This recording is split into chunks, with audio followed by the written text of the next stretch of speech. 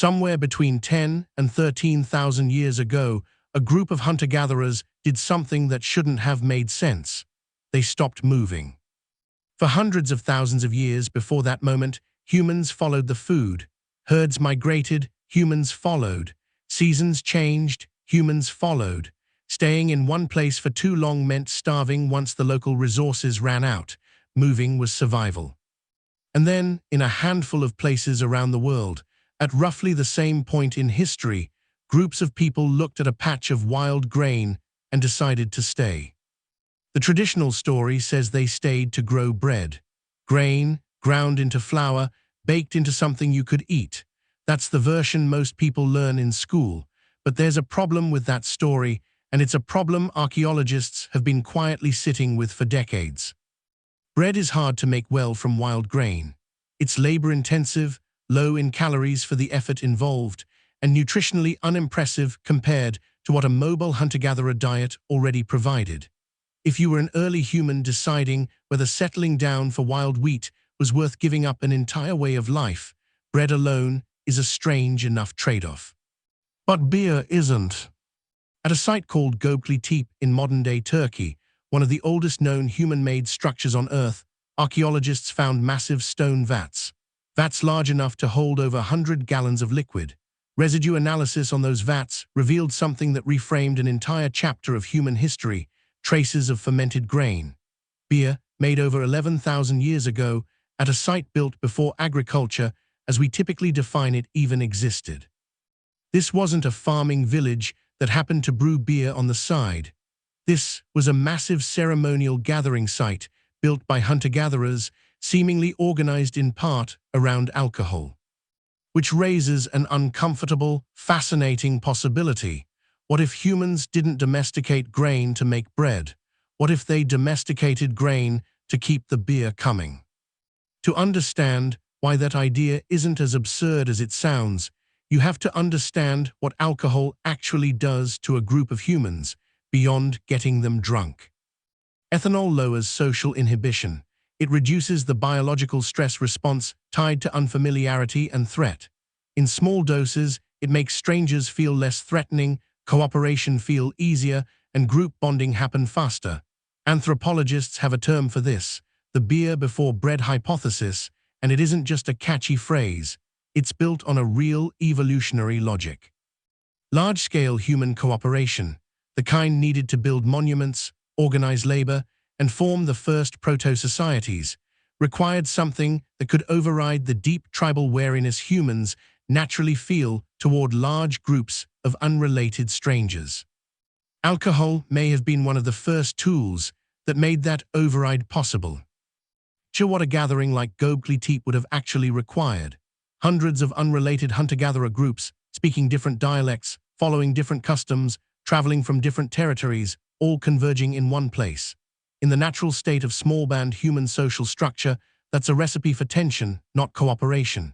You don't casually trust strangers when your entire evolutionary history has trained you to see unfamiliar groups as competitors for scarce resources.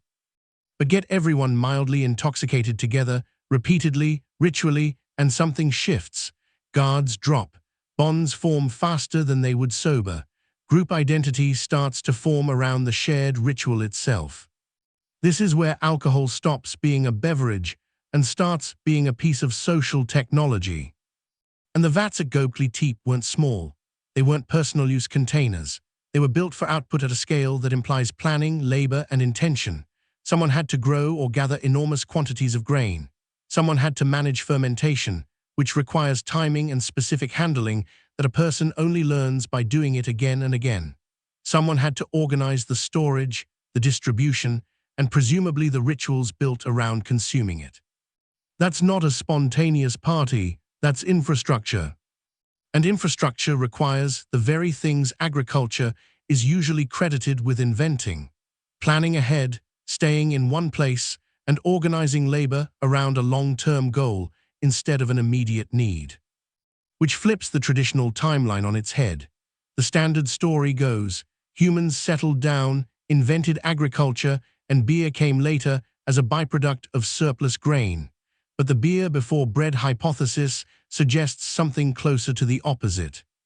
Humans may have started intentionally cultivating and storing grains specifically to keep a reliable beer supply going, and bread, along with full-scale farming, came along afterward, almost as a secondary development riding on infrastructure that alcohol built first.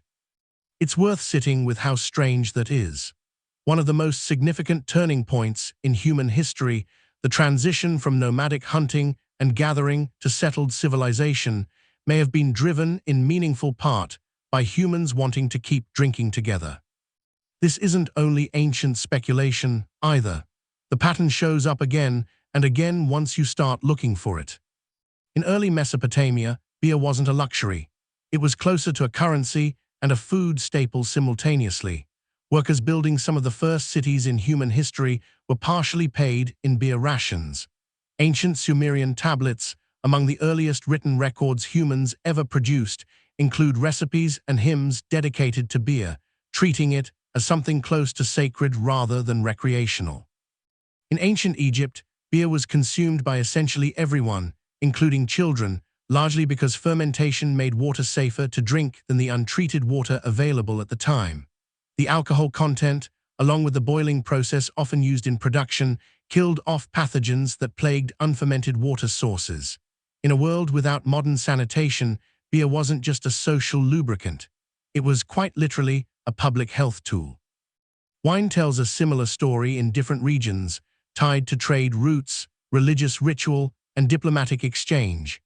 Across dramatically different cultures with no direct contact, the same basic pattern kept repeating, fermented beverages sitting at the center of the earliest organized human societies, not on the margins of them. None of this means alcohol is some magic ingredient that single-handedly created civilization. Agriculture, climate shifts, population pressure, and dozens of other factors all played their part. But the role of alcohol in that story has been consistently understated, treated as a fun historical footnote instead of what the evidence increasingly suggests, an early, powerful piece of social infrastructure that helped strangers become communities. There's something almost uncomfortable about that idea, because it cuts against a very tidy, very flattering version of human progress. We like to imagine civilization as the product of pure ingenuity, agriculture invented out of necessity, cities built through disciplined planning, society organized through rational cooperation. The messier truth might be that some of humanity's first cooperative institutions were built, quite literally, around a shared buzz.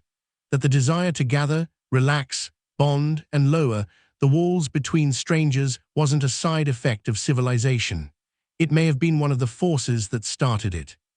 So the next time you're sitting across a table from people you didn't know a year ago, sharing a drink, feeling the edges of a conversation loosen, feeling strangers start to feel a little more like people you could trust, you're not doing anything new.